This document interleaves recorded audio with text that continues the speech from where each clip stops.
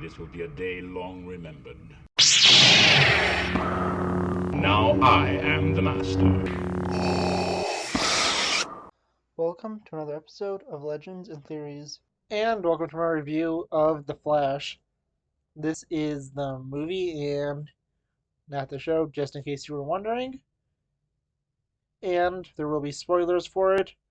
The movie does release today, but I did get to watch it early last night. And initially, I was going to watch it later today and have my review out tomorrow. But plans changed, and I think we got to watch it a day earlier instead of a day or two later. And I really did enjoy this movie. I think they did a good job with it. I did not enjoy it as much as I did the show. And I think that just Ezra Miller will never be as great a Flash as Grant Gustin was. But I did enjoy this overall more than I did the final season of The Flash from this year. The only part of it I really enjoyed a lot more was the Oliver Queen episode and parts of the final arc. But I'm not here to talk about the show. I will actually be planning on doing a video talking about at least the Flash's final season and this movie, maybe next week or the week after.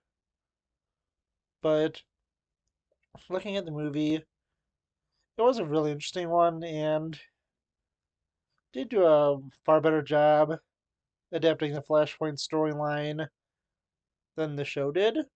And it was really interesting to see. The most disappointing part about it is the Dark Flash and that he really only has a single scene and a few small little cameos. Also, thankfully, George Clooney will not be the new Batman, and it was more of just a joke scene because no one wants another Batman and Robin, and I think that they definitely need to go with a younger Batman for the new DCEU. And I think that it would be a lot better to have someone in their mid 30s to play Batman and for Batman to be around that age. Since they have to have Damian Wayne and he has to be around 9 to probably like 12. So mid 30s would work for that. But looking at everything, I really did enjoy the film. I think they did a really good job with it, and the more disappointing stuff is in the fact that this really didn't fully feel like a Flash story and felt more like a mini Justice League story.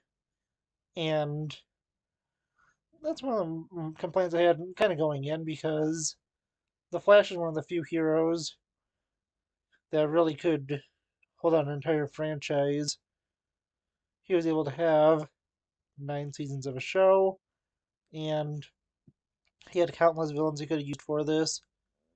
But it, General Zod essentially serves as the primary antagonist of this movie, and that is a little disappointing to me.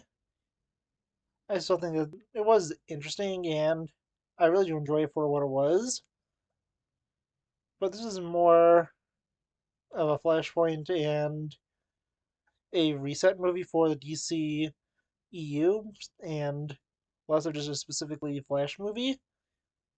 But still, I really did enjoy it, and I think that everyone in it did a great job. Supergirl was really well done, and I think the actress was doing a great job as her. It was cool to see Michael Keaton as Batman, and although he wasn't doing too much action, it does make sense since he's a lot older, and other things that were cool was to see the final appearance of Ben Affleck's Batman, And I think this is one where I'm starting to really accept him as Batman in this because I think that, with the exception of the Snyder Cut, he hasn't been in too great of stuff, and it does seem like that, at least in this, the Snyder Cut is the canonical version with Barry already knowing about time travel, but only being able to go back a few minutes, and that was seen in the Snyder Cut, and Batman also knowing of this, but him knowing that he could go back in time further is the kickoff point for this, and it makes a lot of sense for him to be wanting to do it the minute he learns he could go back further in time, just like Barry did in the CW version. But in this version, he goes and fully commits to it, and it changes things a lot since it was a really big mistake pretty early in his career.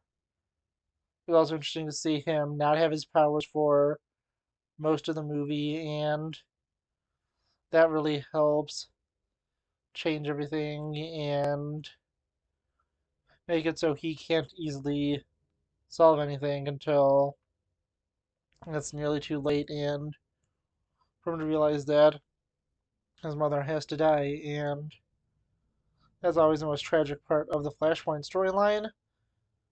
It was done really well in every version of it, although the motivation in the TV show was a lot weaker, but it still is done really well in this. The setup between him and Iris for a relationship is pretty good, and I've really been enjoying this. I think it was also cool to have the two versions of Barry, and the younger one becoming Dark Flash did make sense, with him not really thinking things through and just wanting to be able to save everyone but keep failing.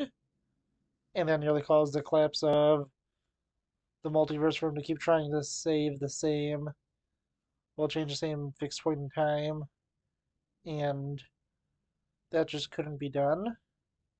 No matter what happened in this scenario, Batman and Supergirl were going to die, and Zod was going to destroy the world. This movie, it is not perfect, and it is not the greatest DC film to ever exist, but still, I really did enjoy it. I think they did a really great job with it, and I really want to see what they do with the Flash and the new DCEU, I think now called the DCU, going forward, because this is just a really interesting franchise, and I've really been enjoying it. I really want to know what you think. Please let me know in the comments, and I'll see you on the next episode of Legends and Theories. Thank you for watching this episode of Legends and Theories. Please subscribe, like the video, share the video, leave a comment, check out the video on screen, and may the Force be with you.